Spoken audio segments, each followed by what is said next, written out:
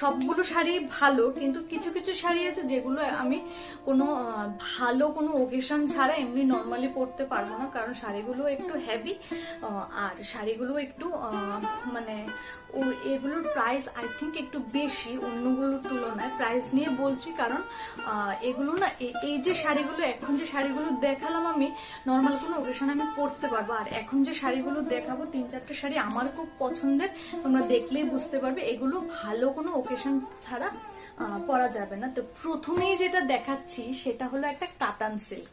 তো এই শাড়িটা আমি পরেছি, তোমরা আমার শর্টসে দেখেছো, আমার একটা মেকআপ ভিডিওতে তোমরা দেখেছো, আর যারা দেখোনি তারা আমার শর্টস গিয়ে চেক করতে পারো। এটা ছিল একটা কাতান সিল্ক। এই দেখো কি ভালো, তাই না? আমি না আমার হলুদে আর চতুর্থী মঙ্গলের বিয়েতেও কাতান পরেছিলাম। আমার কাতান প্রচন্ড ভালো লাগে, এই শাড়িটা আমার না খুব পছন্দ।